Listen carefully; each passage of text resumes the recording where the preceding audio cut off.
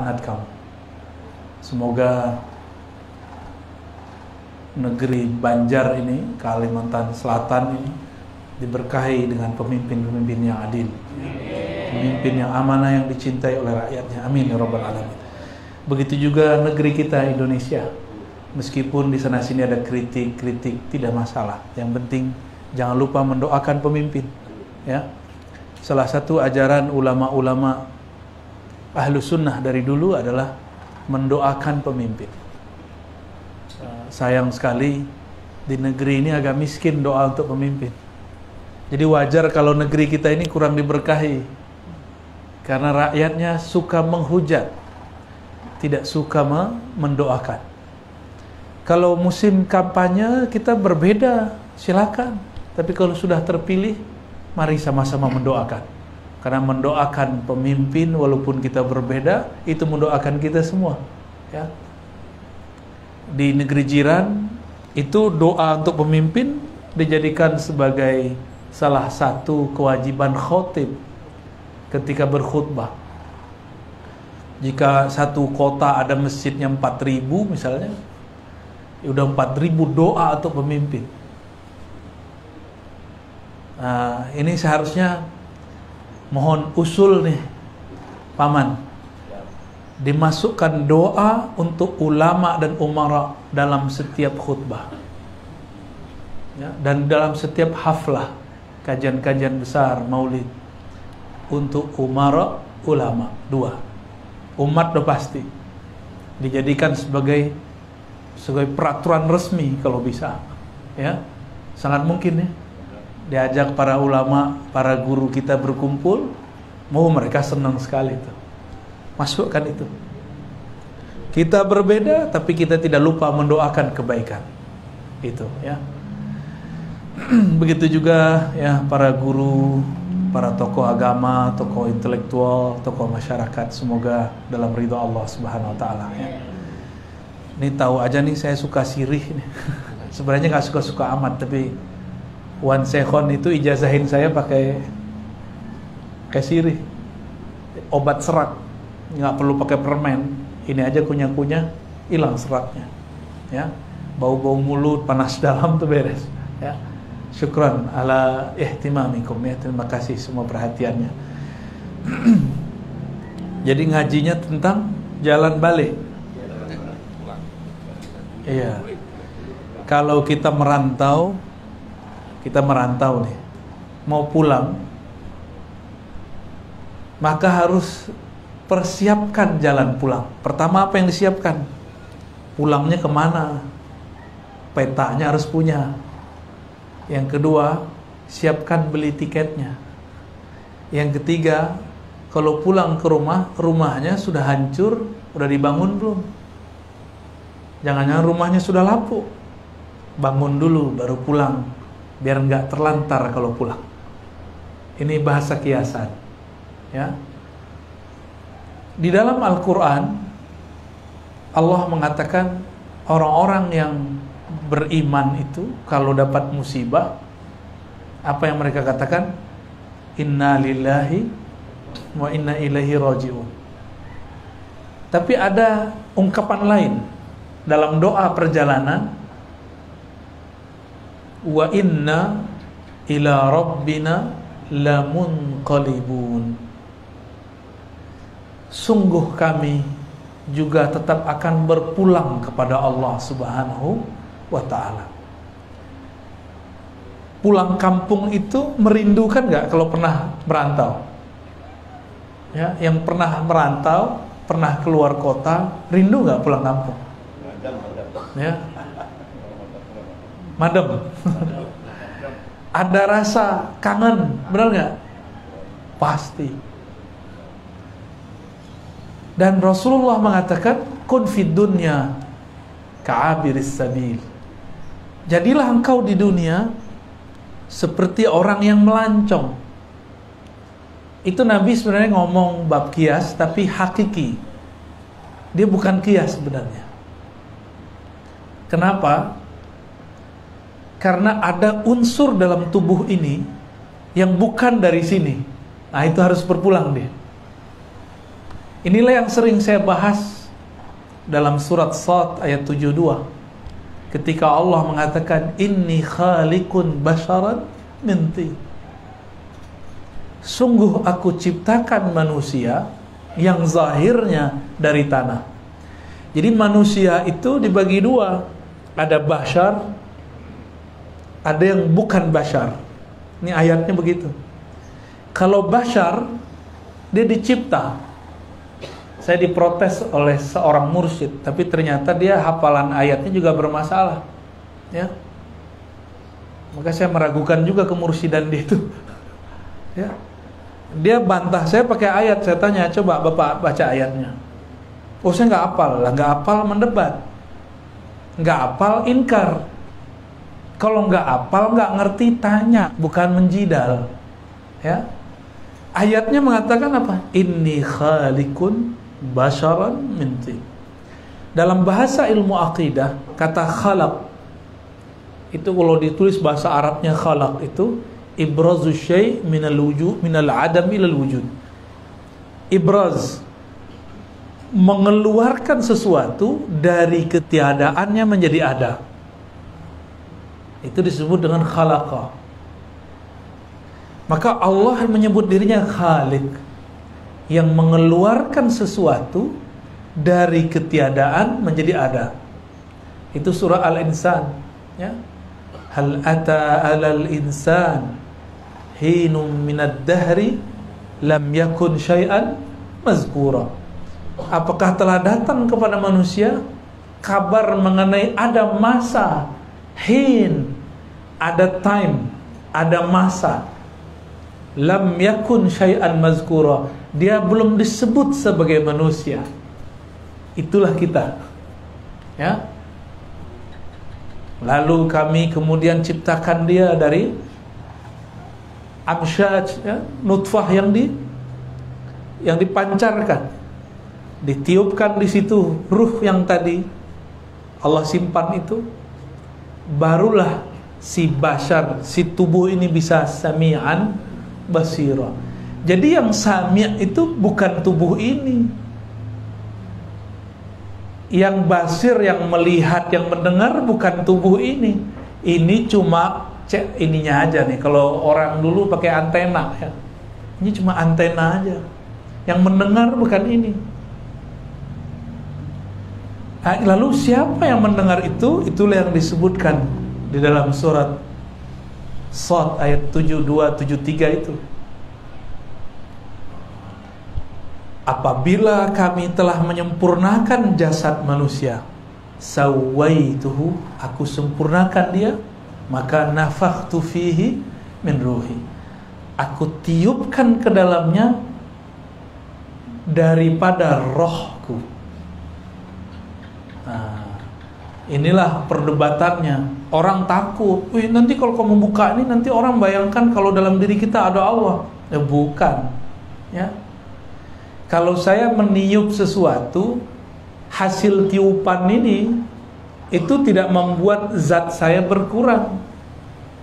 Coba kalau kita tiup, masukkan tiupan itu ke dalam plastik atau balon, apakah zat kita setelah meniup berkurang? Enggak. Kira-kira itulah qiyas ilustrasinya, bahwa Allah meniupkan, nafakhtu fihi, aku tiupkan dari rohku. Apa yang Allah tiupkan? Nah, inilah rahasianya. Itulah yang dapat mendengar, yang faham sekarang ini saya ngomong apa, itu dia yang kita lagi omongin ini, ya.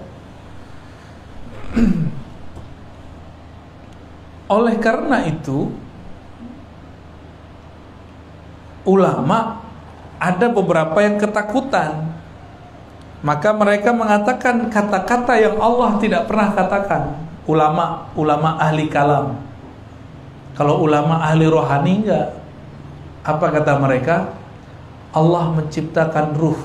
Nah, ini ungkapan keliru. Di Quran tidak ada lafaz Allah menciptakan ruh. Coba cari semua ayatnya kalau ada. Yang ada, aku tiupkan roh. Itu yang ada. Maksudnya apa? Yang dicipta, penciptaan itu ada ilmunya. Kalau kita baca surat Yasin bagian akhir, innama amruhu idza arada syai'an ayyakula lahu kun fayakun. Jadi penciptaan itu, ini kita coret-coret dikit ya, karena banyak orang yang saya lihat terdidik lah ya. Biar ada gambarannya, biar gak pusing. Allah itu jika mencipta, khalaqa, khalikun ya. Apa arti khalikun tadi? Pencipta.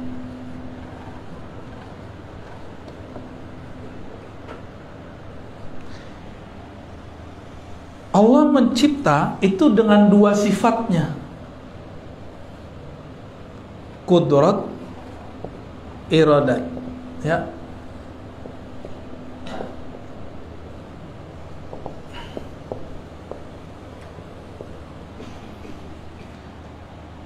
Berdasarkan surat Yasin tadi, apabila dia berkehendak, innama amruhu, hanyalah amarnya. Amarnya. Jadi kalau Allah sedang ada amar, apa arti amar? Perintah. Kalau dia ada perintah,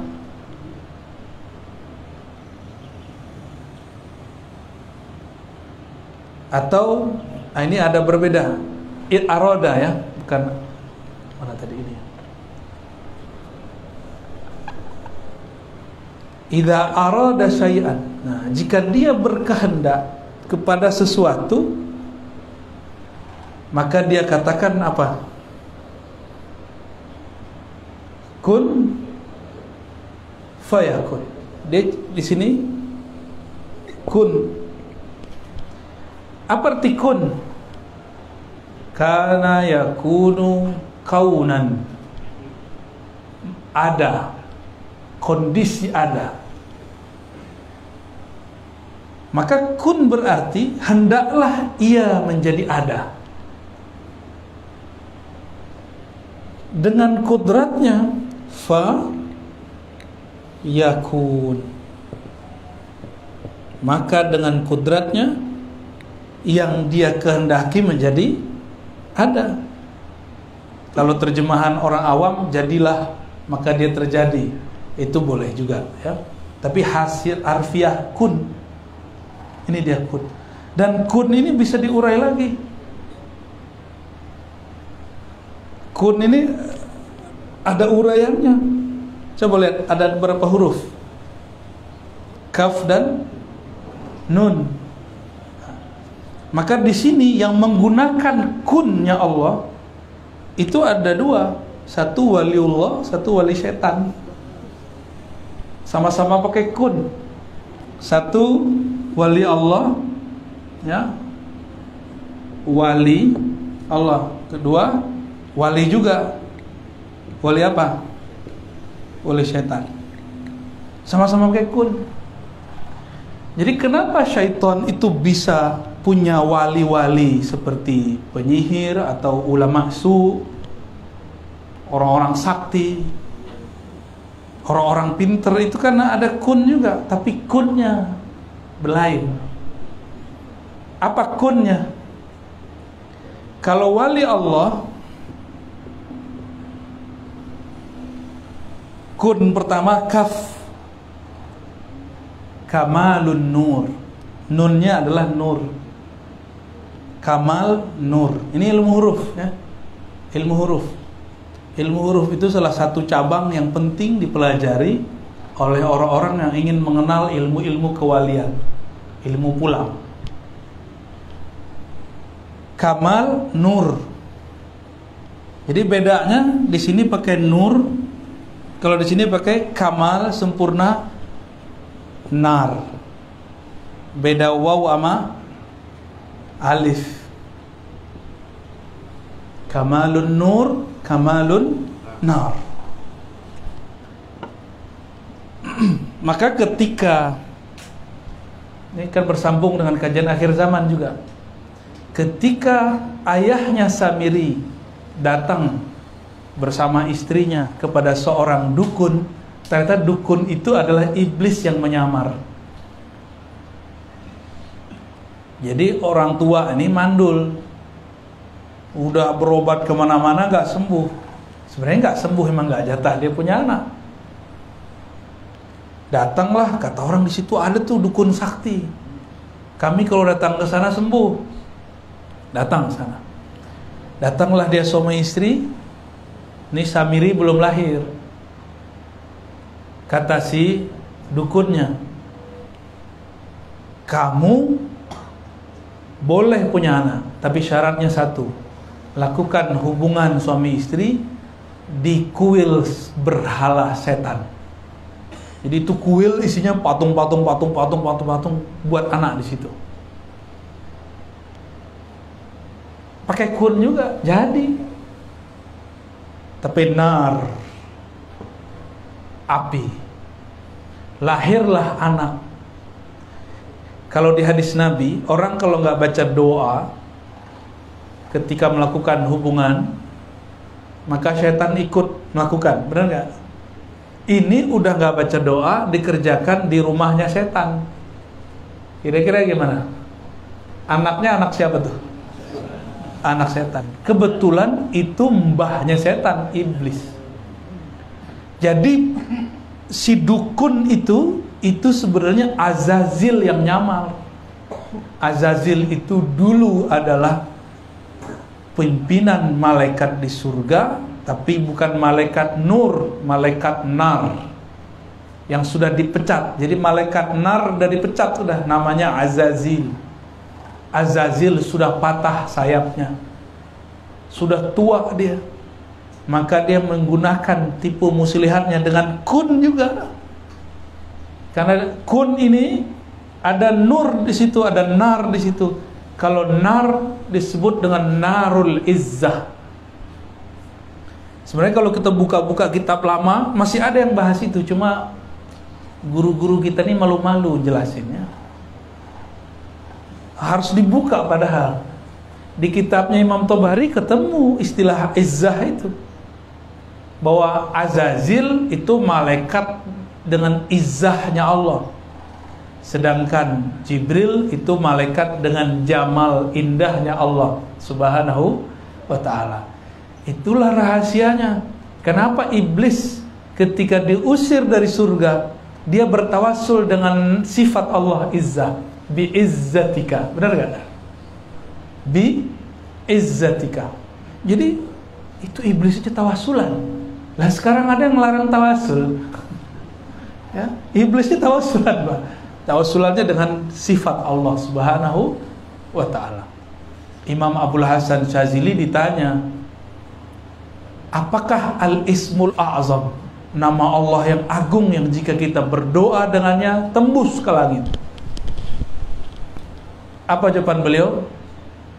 Al-awliya waliyullah ismun min asma'illahil izam. Wali-wali Allah itu adalah bentuk lain dari ismul a'zam. Maka tawasul dengan nama Allah, tawasul dengan wali itu sama. Karena mereka itu fana dalam nama Allah. Ini guru-guru kita, mursyid-mursyid kita itu makomnya fana fil asma, fana fil af'al, fana fil sifat. Dan asmaul husna itu kan 3 itu aja. Nama, af'al, sifat.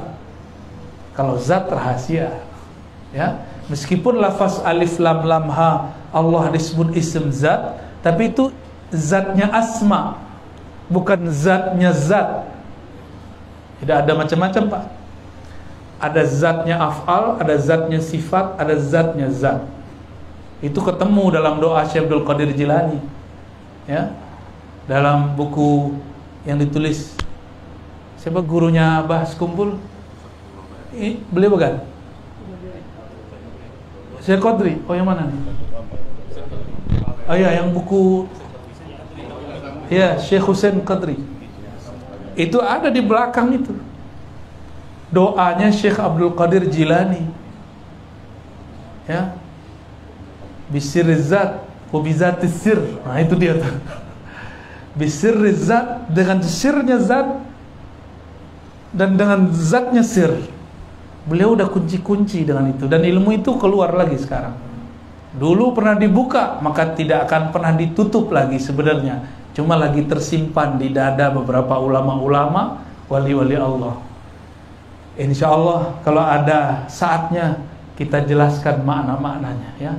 Insya Allah. Kalau sekarang mah kecepatan, ya. Sabar-sabar dulu, ya. Ini aja udah ngos-ngosan kayak ini, ya. Aduh, apa ini, ya. Tapi insya Allah bisa diikutin, ya. Bisa diikutin. Nah, khaliq bahannya apa? Bahannya materi. Materi itu disebut bisa tanah, udara, api, air. Disebut 4 anasir. Oleh orang-orang Tiongkok disebut dengan ada yang kelima. Ada anasir logam. Bahkan ditambahin lagi anasir pohon. Tapi sebenarnya ini sudah gabung di tanah. Maka kita kembalikan ke aslinya yang 4 unsur, anasir. 4 anasir ini Allah katakan kun, jadi dia. Ya. Jadi dari kudrah iradah ini dan kata-kata kun ini, Nabi Isa, ada orang nggak punya anak, didoain jadi anak. Ada yang sudah mati, udah dikubur, beliau pegang kuburannya pakai kun, karena Nabi Isa itu ruhullah, kalimatullah. Dia cukup melebur dalam kalimah itu, maka dia saat itu menjadi kunnya Allah. Jadi saat itu bukan Nabi Isa lah yang mengatakan kun. Saat itu yang mengatakan kun siapa? Allah. Cuma zahirnya Nabi Isa. Karena beliau menzahirkan fana dalam sifat asma'nya, maka orang sembah beliau. Itu sebenarnya. Udah dikubur, hidup. Gimana kira-kira? Orang udah dikubur, udah jadi tulang, bisa hidup dengan Nabi Isa. Kalau tadi Samiri gimana? Orang gak mungkin punya anak, jadi anak. Kan sama ini, mirip-mirip gak tuh? Sama-sama pakai kun, yang penting ada bahannya. Nah, namun yang beda itu nanti adalah ruh yang ditiupkan. Ya, maka untuk ruh nggak pakai kudrah iradah, boleh deketin dikit. Kalau ruh nggak pakai itu, ya. Lafaznya bukan khaliqun. Lafaznya apa? Nafakhtu, ya. Oke.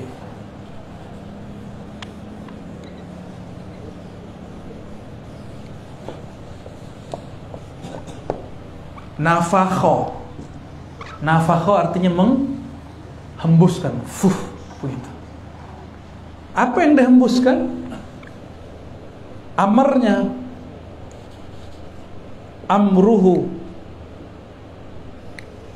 Amarnya itu, inilah yang disebut ruh. Inilah kita. Kita ini yang kemudian ditiupkan oleh Allah Subhanahu wa taala. Maka ketika si tanah, tadi kan di sini ya, khalaqa, kudrah irada, ada tanah. Nah, ini bashar, sisi lahir manusia. Sedangkan nafakha dengan amarnya, maka itulah ruh. Karena bashar dari tanah, dia pulang ke mana? Kalau ruh dari mana? Min ruhi. Kan ayatnya mengatakan min ruhi, dari rohku. Maka dia harus pulang ke sini. Jangan ikut pulang sama tanah. nggak ada yang namanya tuh, ya. Jangan sampai paman nanti tegadai di KPK kan. Harus pulang ke rakyat lagi ya. Kita doakan, maka kita doakan semoga sifat amanah dan adil ada di dalam dirinya.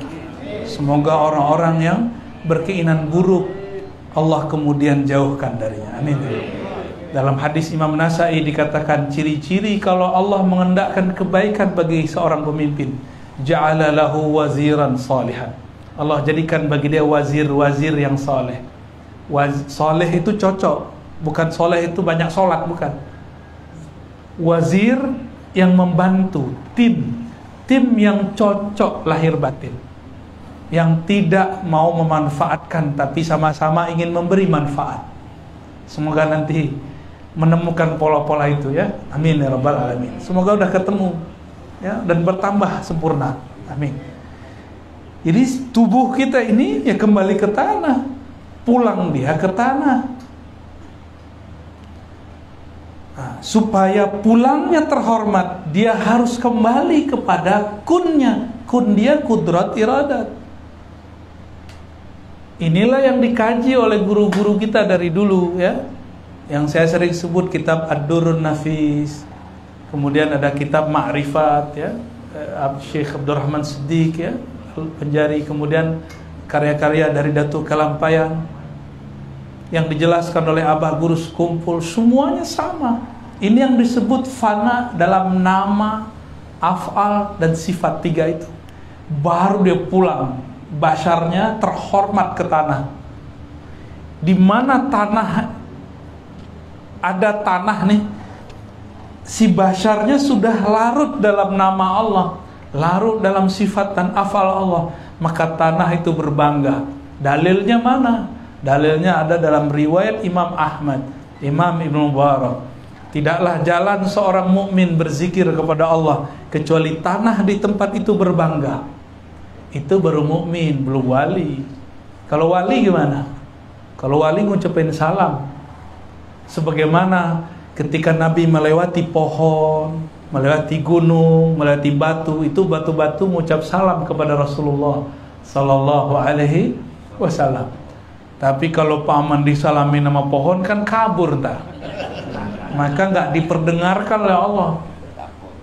Takut. Ya.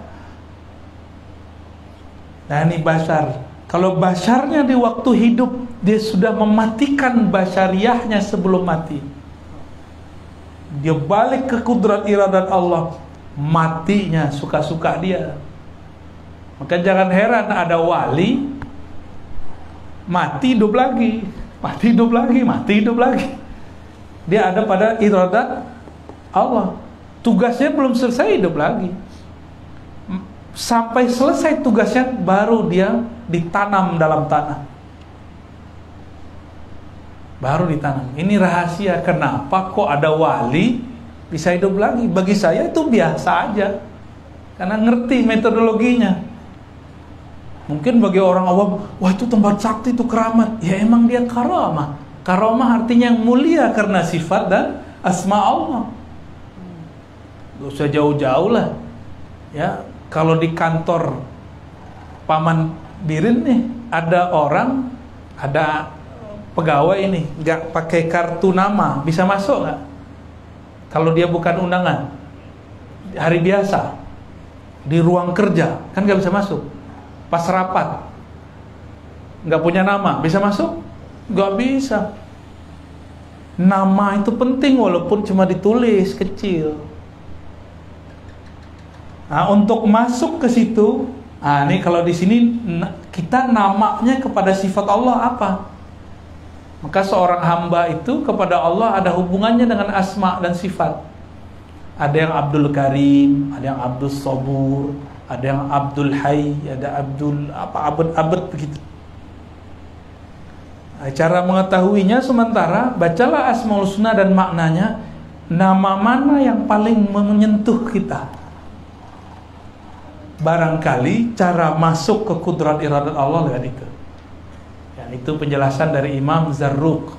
Imam Zarruq kasih jalan begitu. Tapi nanti kalau di akhir zaman sudah begini, itu dikasih unjuk, kamu itu abad apa gitu. Abdul Hakim, Abdul Karim, itu nanti ada nama-namanya di sini. Kalau ruh gimana? Wah, ini ada cerita Nur Muhammad di sini, macam-macam nanti. Jadi perjalanan dari nafakho, amruhu, ruh. Wah, ini yang harus kita keep dulu ya. Sabar-sabar dulu lah. Mungkin besok atau ntar malam di mana? Mungkin tergantung ahwalnya turun lah. Kapan jadinya kita jelaskan. Hubungannya apa? Ini nur atau yang ini? Yang Nur Muhammad yang mana nih? Nur Muhammad itu ada lapisan luarnya, ada tengahnya, ada dalamnya. Nantilah ya, pelan-pelan kita. Dan semua arwah para wali itu saudaraan di sono. Kalau dulu, jadi kita nih ketemu sekarang, dulu udah ketemu di sana. Cuma ada yang ketemu dekat, ada yang ketemu jauh. Ya. Jangankan kita, kalau lagi resmi-resmi bisa deketin paman nggak? Lagi resmi, sulit, bener nggak? Sama kalau ulama datang itu banyak pengawalnya, susah juga mau deketin. Di sana apalagi, ya, di sana jika di bumi ada Ka'bah yang bendanya benda bati, dikelilingi oleh tubuh, ada Ka'bah rohani, itulah wali-wali Allah. Itulah sebabnya kalau ada ulama, orang datang terus, itu tawafnya diri. Mereka lah Ka'batullah fil ard. Zahirnya Ka'bah di Mekah, batinnya Ka'bah, nurnya ada. Hajar aswadnya itu ada di kolbunya para ulama. Itulah makna qalbul mu'minina baitullah. Kalau saya mengatakan ini ketinggian, saya ganti qalbul awliya atau qulubul awliya baitun min buyutillah. Kalau mukmin masih banyak lalainya, tapi qalbu wali itulah rumah Allah, itulah kiblatullah, itulah Ka'batullah. Kami masih ingat waktu ziarah ke Silsilah Naqsyabandiyah yang ada di Uzbek. Orang yang jaga kubur kuncernya nanya, "Anta Ka'batullah?" katanya. "Kamu Ka'batullah ya?" Maksudnya guru. Jadi di sana guru mursyid dipanggil Ka'batullah atau Babullah. Makanya orang-orang akan berkeliling, datang, selesai hajat 7 balik, begitu terus. Nah, kita ini sedang mau menyempurnakan itu. Jangan sedih sih. Ka'bah susah dikunjungi sekarang ya, tapi tidak usah khawatir. Ka'batullah ada di kolbu para ulama. Kenapa? Rumah Allah itu artinya tempat mengingat Allah. Tempat mengingat Allah itu bukanlah bangunan. Karena dari dulu ya, masjid nih. Masjid itu yang disebut masjid apa sebenarnya? Apa yang disebut masjid? Yang ada kubahnya? Enggak. Yang disebut masjid bukan itu. Yang disebut masjid tempat orang zikrullah di situ. Ya. Masjid yang yurfa'a, yang diangkat nama Allah di situ. Oleh karena itu, mari kita hidupkan kolbu dengan menyebut nama Allah. Nanti akan ketemu pola-polanya nanti ya, insya Allah. Yang larut dalam nama Allah nanti dia di barisan aulia asma. Larut dalam af'al dia pada wali-wali af'al. Yang larut dalam sifat dia pada wali-wali sifat. Yang mengenal ruhnya dia akan bersama wali-wali zat, aulia uzzat, insya Allah. Semoga kita termasuk yang terakhir. Amin ya rabbal alamin. Oke, barangkali itu ya. Cukup paman ya. Katanya pendek 2 menit. Ini sudah berapa menit? Ya, habis ini saya lupa. Habis ini ada nguji apa?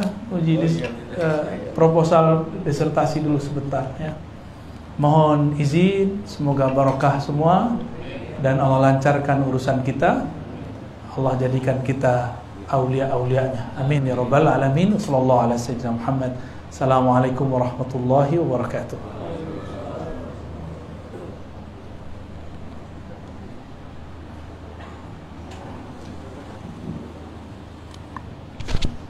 Demikian tadi